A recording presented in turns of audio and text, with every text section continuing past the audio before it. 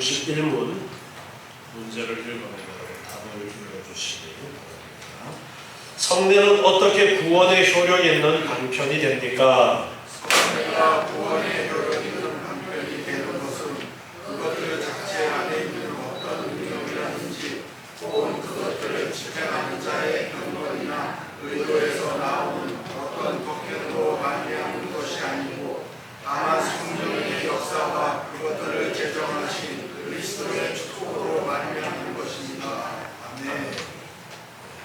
우리가 은혜의 방편이 말씀과 그리고 이제 성례를 배우는 하나님께서 우리에게 은혜를 주시는 그 방법, 그 통로, 그것이 첫 번째가 말씀이고 두 번째로 이제 성례에 대해서 가르쳐주고 계십니다. 하나님이 주시는 은혜는 하나님이 무조건적으로 우리에게 베풀어 주시는 것을 말씀하고 있는데요. 하나님의 은혜가 결여되어진다면, 하나님의 은혜가 없다면 우리는 올바로 믿음을 유지하고 살아갈 수가 없습니다. 오늘 오전에도 우리가 하나님은 빛이시다라는 그러한 선포의 말씀을 통해서 빛 대신 하나님이 성령 하나님이 우리 안에 함께 거하시고 우리를 빛 가운데로 이끌어 주시는 그러한 은혜, 그것이 없다면 우리는 올바로 빛 가운데서 살아가지 못한다고 했습니다. 그러면 우리를 빛 가운데로 이끌어 주시는 은혜, 그 은혜가 어떻게 우리에게 임하게 되어지느냐? 바로 말씀을 통해서 그리고 성례를 통해서 우리에게 은혜가 주어지는 것입니다. 그런데 성례가 어떻게 구원의 효력 있는 방편이 될 수가 있느냐라는 질문을 던지면서 우리에게 성례에 대해서 가르쳐주고 계시는데요. 성례가 구원의 효력이 있는 방편이 되는 것은 그것들 자체 안에 있는 어떤 능력이 아니다라고 말씀하고 있습니다. 우리가 성례라고 하면 성찬과 세례를 성례라고 하는데 그 세례를 베풀고 성찬을 베푸는 그 의식 그 자체가 능력이 있는 것은 아니다라고 말씀하십니다. 그리고 그것들을 집행하는 자의 경건이나 의도에서 나오는 어떤 덕행으로 말미암는 것도 아니다. 이제 그 성례를 집행하는 자에게 초점을 맞추어서 말씀하고 있습니다. 특별히 이 성례에 대한 부분이 웨스트민스터 회의에서 다루어질 때 가장 염두에 두었던 부분은 로마 카톨릭이 성례를 행하면서 성례를 잘못 가르친 그런 부분들을 바로 잡아 나가는 그런 과정 가운데 이제 이 성례에 대한 가르침이 있는 겁니다. 종교 개혁이 일어나면서 로마 카톨릭에서 이제 성경을 중심으로 올바로 우리가 잘못된 부분들을 바로잡아 나가자라는 그런 운동이 계속되어지고 거의 한 100년이 흘렀던 그 시점에 이 웨스트민스터 문서가 이제 만들어지게 되어지는데 그때에 이제 로마 카톨릭에서 잘못되어진 그러한 성례를 바로잡아 나가는 그런 많은 시도들이 있어 왔고 이제 웨스트민스터 회의에서 이 성례에 대해서 정리를 해 나가면서 성례는 그 자체가 능력이 있는 것입니다. 로마 카톨릭에서는 성례 자체가 능력이 있다고 가르칩니다. 그래서 그 성례를 행하는 그 의식을 너무나도 중요하게 여기고 의식을 행하는 것만으로도 은혜가 되어진다라고 그렇게 가르칩니다. 그러나 성경에서의 가르침은 그 성찬이나 성례를 행하는 의식 자체에 어떤 은혜가 있는 것이 아님을 우리에게 가르쳐주고 있기 때문에 이렇게 정리를 해서 우리에게 지금 가르쳐주고 있는 것입니다. 그리고 집행하는 사람, 카톨릭에서는 사제가 성례를 집행하게 되었었는데, 집행하는 사람이 어떤 특별한 은혜가 있고 은사가 있어서가 아니다라는 것을 말씀하십니다. 그러니까 껍데기에 집중하는 잘못을 로마 가톨릭이 가지고 있었던 거예요. 성례라는 그 의식, 그리고 성례를 집행하는 그 사제가 아주 구약시대 때 제사장의 복장을 흉내내서 입고 아주 여러 가지 눈으로 봤을 때 뭔가 범상치 않은 그런 모습을 하고 성찬과 성례를 집행하는 그런 것들에 사람의 마음이 미혹되도록 한 그런 잘못이 있었는데, 그것을 바로잡기 위해서 성찬 세례 그 성례 자체에 어떤 것이 있는 것도 아니고, 성찬을 행하는 사람이 특별하기 때문에 그런 것도 아니다라는 것을 말씀하고 있습니다. 다만 성령의 역사와 그것들을 제정하신 그리스도의 축복으로 말미암는 것이다, 이렇게 말씀하고 있습니다. 그 성례 가운데 함께 하시는 성령께서 역사하심으로써 은혜가 되는 것이고, 그리고 예수님께서 이 성찬을 만드시면서 그 성찬을 축복하신 그 축복에 근거해서 이 성례를 행할 때에 은혜가 되는 것이지, 그 어떤 외적인 것 거기에서 은혜가 되어지는 것은 아니다라는 것을 말씀합니다. 고린도전서 3장 6절 말씀 보시면요. 고린도전서 3장 6절입니다. 나는 심었고 아볼로는 물을 주었으되 오직 하나님은 자라나게 하셨나니 그런즉 심는 이나 물 주는 이는 아무것도 아니로되 오직 자라나게 하시는 하나님뿐이니라. 아멘. 여기에서 분명하게 사람이 중요한 것이 아니라 변화시키는 능력은 하나님에게서 나온다는 것을 분명하게 우리에게 가르쳐주고 있습니다. 그런데 시간이 지나면서 인간은 거듭났다 할지라도 죄성을 가지고 있어요. 그러다 보니까 사탄에게 미혹되어지고요, 점점 인간 중심적으로 흘러가면서 교회가 타락하면서, 교회가 타락하는 가장 사탄이 쉽게 교회를 무너뜨리는 방법은 목회자를 무너뜨리는 방법이에요. 그래서 성직자들이 인간적인 욕심으로 자꾸만 삐뚤어져 가는 거예요. 그러면서 외형적인 것에 치중을 하는 거예요. 지금 우리나라 개신교회도 외형적인 것에 치중을 하면은 사람들이 예배당에 모이는 것이 훨씬 더 많이 모일 수도 있습니다. 사람들을 더 많이 끌어들일 수도 있습니다. 뭔가 거기에 가면, 그 예배 참석하면 뭔가 있는 것 같아요.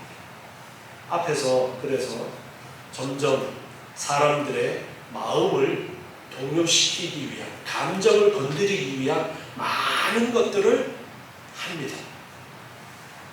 종교개혁을 일으키고 나서 종교개혁자들이 가장 조심하고 했던 부분이 이런 부분들이었어요. 그래서 오히려 교회 안에서 그런 부분들이 우리가 활용할 수 있는 부분들도 하지 말자, 그렇게 하는 것이 있을 만큼 그만큼 조심하고 또 조심하려고 했던 것이 종교개혁 일어났던 그 시기로부터 계속해서 있었던 그런 것입니다. 그런데 종교개혁 이후에도 벌써 오랜 시간이 흐르면서 개혁된 교회라고 하는 개신교도 점점 엉뚱한 방향으로 가는 그런 일들이 많이 있습니다. 여러분, 사람의 마음을 제일 얻으려고 노력하는 사람들이 누구인 것 같아요? 예를 들어서 정치 또 연예인 이런 사람들은 어떻게 하면 사람의 마음을 살까라는 그런 고민을 합니다. 그래서 제일 그 사람들이 터치하기를 원하는 게 감성적인 거예요. 감성적인 것에 터치합니다. 이 부분들을 우리가 늘 조심해야 돼요. 신앙생활하면서 감성적인 것에 여러분의 마음이 빼앗기지 않아야 돼요. 그런 유혹은 목회자가 가장 많이 받는 유혹입니다. 감성적인 것을 통해서 교인들의 마음을 좌지우지 하려는 그런 유혹들이 많이 있습니다. 이렇게 하면 교인들이 더 좋아하지 않을까. 성도들이 좋아하는 방향으로 나가는 것 자체가 나쁜 것은 아닙니다. 그런데 성도들이 좋아하는 방향이 우선시 되어서는 안 되는 거예요. 그런데 성도들이 좋아하는 방향을 우선시하는 걸로 자꾸만 마음이 기울어질 수 있는 더 많이 모이고 또 사람들이 반응하고 하는 그런 거. 점점 이 강단에선 목사가 뭐가 되어가는 거예요? 정치인이 되어가고 연예인이 되어가버릴 그런 유혹이 많이 있어요. 그래서 항상 우리가 그런 부분들을 조심해야 됩니다. 그래서 우리 성도들이 정말 진리 가운데 중심을 잘 잡아야 됩니다. 우리가 왜 이렇게 계속 거듭해서 교리를 배우느냐 하면은 교리를 배움으로써 바른 것이 무엇인가에 대해서 올바로 생각을 가지고 있어야 흔들리는 게 덜 흔들리는 거예요. 그래서 이 성례라는 부분도 여러분 우리 성례를 행할 때 어떤 교회는 성례를 행하면서 그 떡을 받고 포도주를 받는 것을 아주 정말 하나님 모시듯이 그렇게 행동을 취하도록 하는 그런 교회들도 있어요. 여러분 그렇게 하면은 여러분이 그 성례에 임하면서 더 감동적이지 않겠어요? 무릎 꿇고 받고 그러면은 왠지 더 감동이 있을 것 같잖아요. 그런 부분들을 우리가 조심해야 돼요. 로마 가톨릭은 그렇게 되어지면서 그 의식 자체가 중요한 것이 되어져 버렸고 그 의식을 향하는 사제를 아주 높여버렸어요. 그런데 핵심적인 포인트는 어디에 있는 거예요? 예수님에게 있어야 돼요. 하나님께 있어야 돼요. 어떻게 이 성례가 은혜가 될 수 있느냐 하면은 내가 심고 내가 물을 주었기 때문이 아니라 자라나게 하시는 하나님의 은혜라는 이 부분을 놓쳐버리면 안 되는 거예요. 우리가 지금 성례를 행하지만 이 성례 자체가 아니라 함께 하시는 성령님이 은혜를 주시는 것이고 예수님께서 이렇게 행하라고 축복하신 그 축복이 근거가 되어서 이 성례가 은혜의 방편이 되어지는 것입니다. 다음으로 162번 성례가 무엇입니까? 그리스도께서 자기 교회 안에 제정하신 거룩한 규례인데 이 규례는 은혜 계약 안에 있는 자들에게 주의 증거 혜택을 표시하시고 안심시키고 자신의 시기와 도시는 그들의 신앙과 다른 모든 은혜들을 강화하고 더하게 하기 위한 것이며 그들로 하여금 순종하게 하기 위한 것이며 그들의 상호 안에 사랑과 교제를 증거하고 소중히 그들을 은혜 계약 안에 있는 자들과 구별하기 위한 것입니다. 아멘. 우리가 이 성례를 행하면서 경계해야 되는 것이 외적인 부분이라고 했습니다. 그렇지만 또한 이 외적인 것을 통해서 분명하게 예수님께서는 우리에게 가르쳐 주시고 있다는 것도 무시해버리면 안 되는 거예요.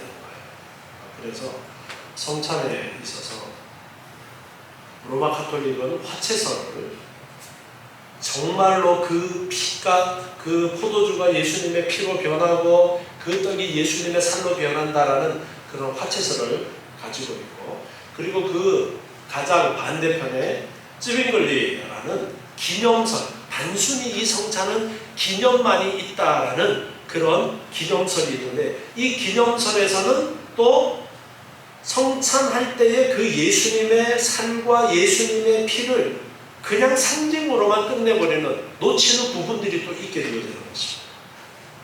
그래서 개혁교회에서는 영적 임재설이라고 해서 성찬을 행할 때에 그 가운데 영으로서 함께 그 가운데 하신다라는 그런 가르침을 주고 있는 것입니다. 그래서 형식이라는 것이 벗어나서도 안 되고, 그렇다고 해서 형식으로 치우쳐도 안 되고, 중심을 잘 잡아야 되는 거예요. 자, 성례는 무엇이냐? 성례는 그리스도께서 자기의 교회 안에 제정하신 거룩한 규례이다. 예수님이 정해주신 거예요, 이 성례라는 것은.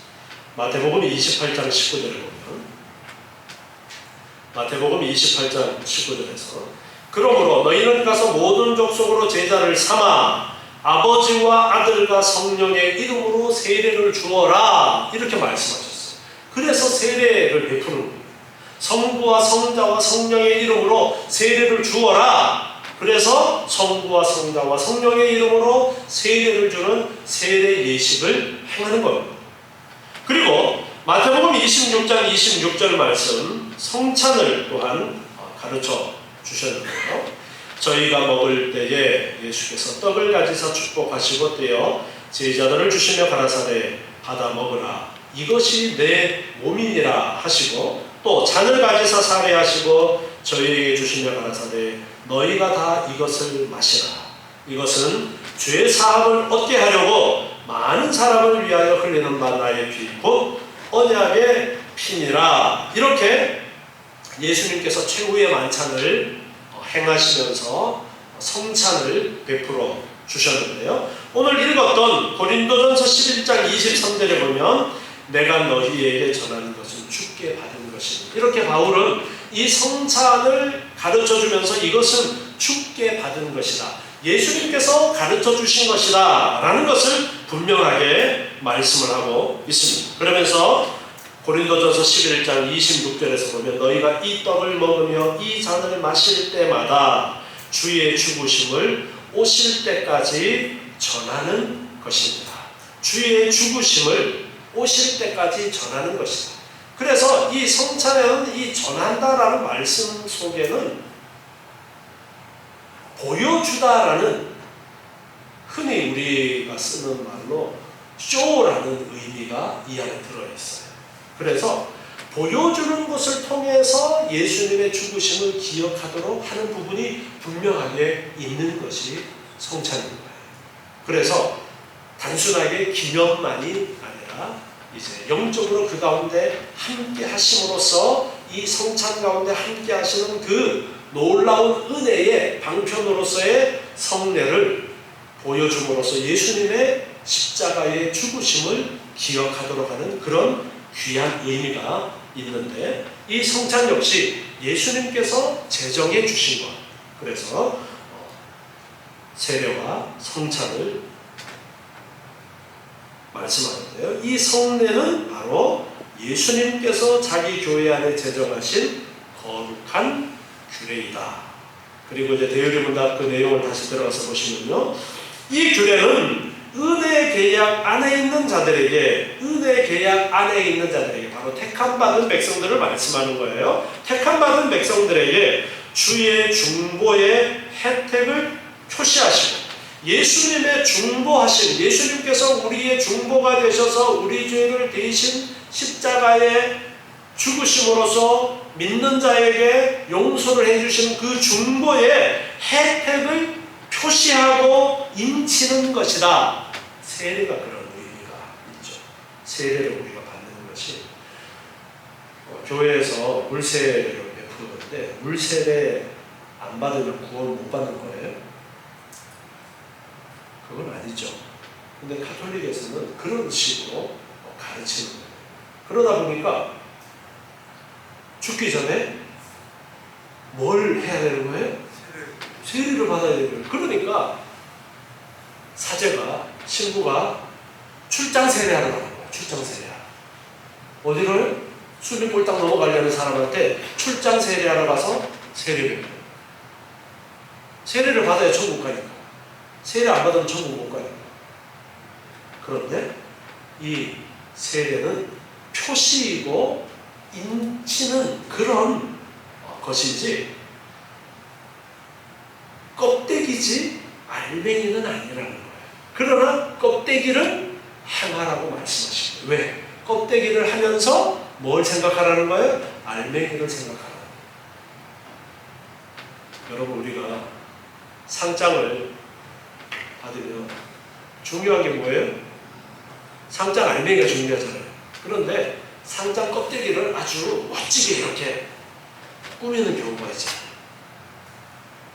그렇게 꾸미면은 그 안에 내용이 좀 더 가치 있어 보이는 그런 것들이 있는데, 이 성찬을, 이 성례를 행함으로써 내가 구원받았다라는 그러한 것을 기억할 수 있도록 표가 나도록 하는 그런 것이 되도록 하는 것이 세례 그리고 성례인 것입니다. 그래서 주의 중보하심의 혜택을 표시하고 도장 꽝 찍는, 우리가 결혼식 반드시 해야 되는 거예요. 결혼 예식이라는 것은 반드시 안 해도 둘이 결혼할 수 있는 거예요. 그죠? 그런데 예식을 왜 합니까? 결혼했다라는 것을 많은 사람들 앞에 공표하면서 표를 내는 거죠. 티를 내는 거죠. 그래서 세례가 그와 비슷한 그런 의미를 가지고 있습니다. 그리고 주의 중보의 혜택을 표시하고 인치고 나타내시기 위한 것이다. 성찬을 우리가 날마다 행함으로써 우리가 그 떡과 포도주를 먹음으로써, 떡과 포도주가 일상적인 음식이에요. 그 지역의 일상적인 음식이에요. 그 일상적인 음식을 먹음으로써 먹으면 뭐가 되는 거예요? 우리가 소화해서 우리의 피가 되고 살이 되죠. 그래서 보여지고 만져지는 그런 것을 통해서 우리가 예수 그리스도와 하나 되어진다는, 진짜 예수님의 살고 진짜 예수님의 피는 아니지만 성령으로 그 성찬 가운데 함께 하시는 그 은혜를 체험하면서 예수 그리스도와 내가 하나가 되어진다라는 것을 가르쳐주는 그런 의미가 있게 되죠. 그리고 그들의 신앙과 다른 모든 은혜들을 강화하고 더하게 하기 위한 것이다. 바로 성찬을 행함으로써 그 의미를 생각하고 예수 그리스도와 하나 되었다는 것을 생각하면서 이렇게 우리의 믿음이 강화되어지는 것입니다. 그리고 그들로 하여금 순종하게 하기 위한 것이다. 예수님의 십자가를 떠올리면서 더욱더 그 은혜가 감사하고 그리고 내가 어떻게 살아가야 될 것인가를 고민하면서 순종하는 힘을 얻게 되어지죠. 그리고 그들 상호 간의 사랑과 교제를 증거하고, 그들 상호 간에 서로 교제하는 것, 우리 성도들이 함께 성찬을 베풀므로써 교제하게 되어지는 것, 그것을 말씀하고 있는 것입니다. 그래서 함께 교제하면서 우리가 같이 사랑을 나누게 되어지는 것이죠.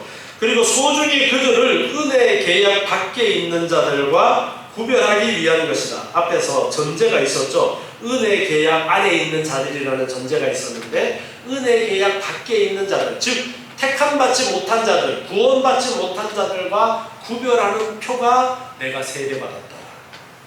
그리고 내가 성찬에 함께 참여하는 자다. 그래서 성찬에 참여하지 않는 자, 세례받지 않는 자와 내가 겉으로도 구별이 되어짐으로써 은혜의 계약 안에, 즉 택함받은 자와 택함받지 못한 자로 그렇게 분명하게 구분되는 그런 것이 있는 겁니다. 다음으로 163문을 보겠습니다. 163문. 성례에는 어떤 부분들이 있습니까? 성례에는 두 부분이 있는데, 하나는 그리스도의 자신이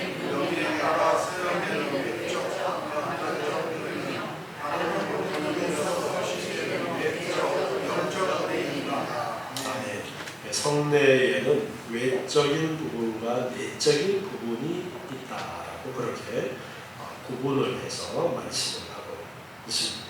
이 외적이고 감각적인 표라는 이 말씀을 우리가 물로 세례를 주면은 옛날에는 물속에 잠기는 침례를 주로 행했었죠. 내가 물속에 꼬르륵 잠기면서, 여러분 물 무서워서 절대 물속에 머리 못 넣는 분들도 계시죠. 그런데 세례를 받을 때는 물속에 들어가는 거예요. 난 이제 죽었다. 내가 죽었다라는 의미가 세례에 담겨져 있잖아요. 그래서 그것을 직접 체험하면서 얼마나 그 공포스러운 물속에 들어가는 그 공포를 느끼면서 내 죽음에 대한 문제를 다시 한번 고민하게 되어지고, 내가 죽어야 되는데 예수님께서 대신 십자가를 지심으로 나는 이제 영원히 살게 된 그런 것들을 생각할 수 있는 그런 외적인 감각적인 그런 부분들이 있죠. 그리고 우리가 성찬을 행하면서 떡을 만지고 입에 넣어서 먹고 또 포도주를 마시고 맛을 보고 하는 그런 감각적인 부분들이 분명하게 있는 거예요. 그래서 이런 외적인 부분들이 있고, 그리고 내적, 영적 은혜라는 또 다른 부분이 있다라고 그렇게 말씀을 하고 있습니다.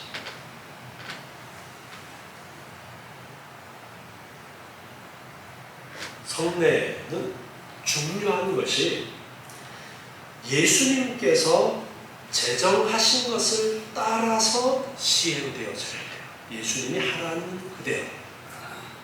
그렇지 않으면 그것은 잘못되어진 것입니다. 세례는 물로 세례를 줍니다. 그리고 성부와 성자와 성령의 이름으로 세례를 베풉니다. 물과 그리고 성부와 성자와 성령의 이름으로 세례를 베풀도록 그렇게 정해 주셨어요. 그대로 해야 됩니다. 그리고 성찬은 떡과 포도주를 가지고 하는데, 가톨릭에서는 뭐를 안 줘요? 떡은 주는데 포도주는 안 주잖아요. 그렇죠? 떡과 포도주를 가지고 그냥 나눠주는 것이 아니라 반드시 축사하고 기도하고 축복의 기도를 하고 그리고 나누어 주는데, 성찬에 대한 말씀을 함께 선포해야 돼요. 그래서 간단하게 할 때는 그 성경 구절만이라도 그래서 읽고 그렇게 성찬을 진행하게 되어지는 것이 바로 그런 이유에 있습니다. 그래서 예수님께서 이 성찬을 제정해 주신 그 의미를 다시 한번 되새기는 거죠.